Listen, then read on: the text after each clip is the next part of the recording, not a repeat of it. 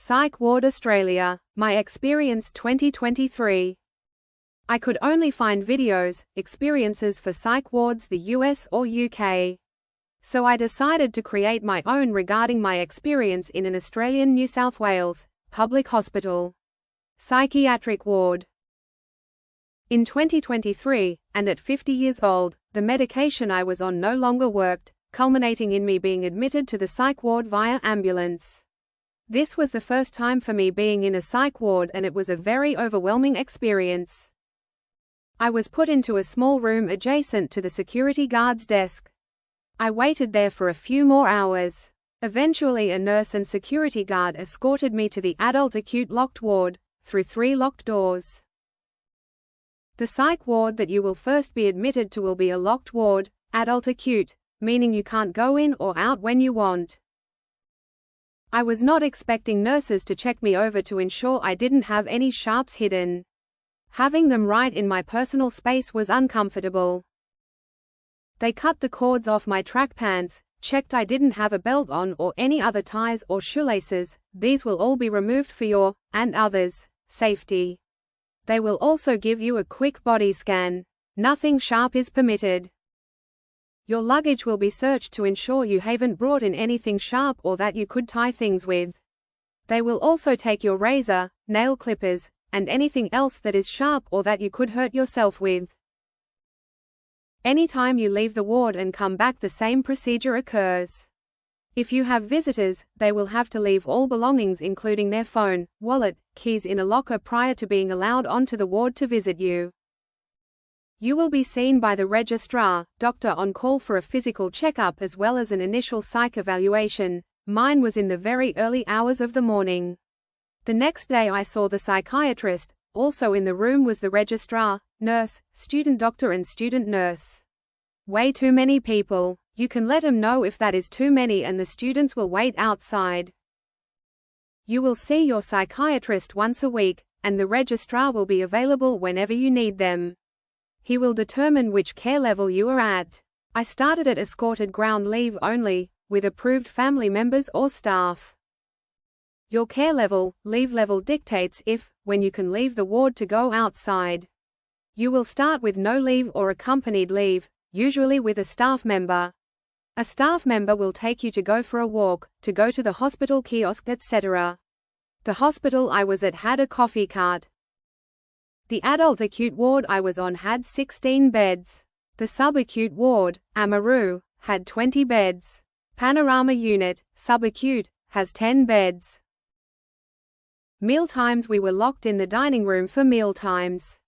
No one was allowed back into their rooms until all cutlery was checked back into the servery. The acute ward had a small closed courtyard off the ward so you could get some sun.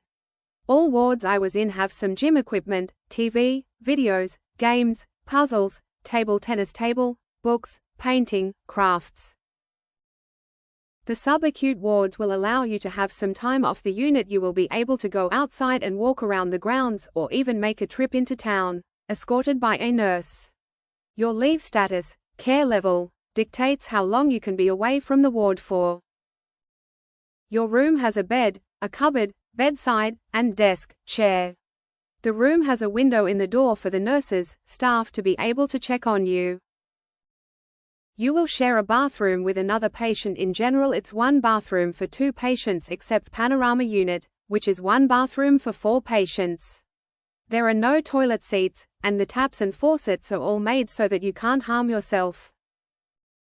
Your day begins at 7:30 a.m. wake-up call. Medication 8 a.m. then breakfast. After breakfast you can have your phone, devices back. 7:30 p.m. is medication time, then phones, electronic devices to be handed back in. There will be a schedule up with activities. The hospital I was at was in the country on the outskirts of town. There were lots of wildlife including kangaroos, cockatoos, lots of parrots, possums and an echidna.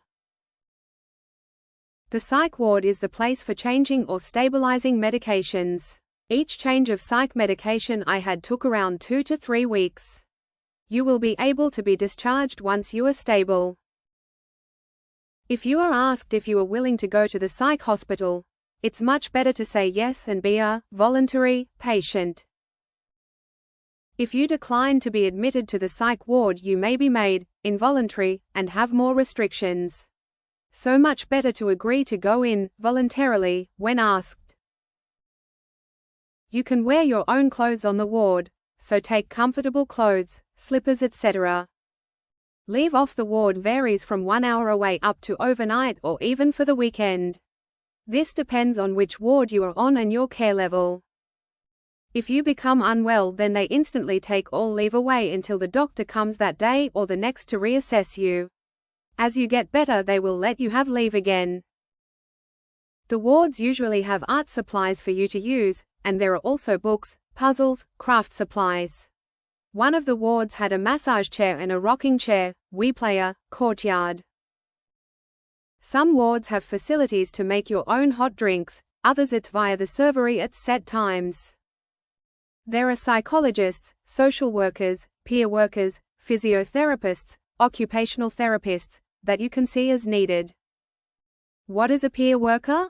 A peer worker has had lived-in experience, so they have been in the ward at some point and can help you navigate the system, or just to talk to someone who understands. You will be able to talk to a peer worker. It can take many admissions for them to get the right medication for you. Everyone is different. I have been in and out quite a number of times. Your journey could be different to mine, but this was an overview of what it's like to be in a psych ward in Australia. I hope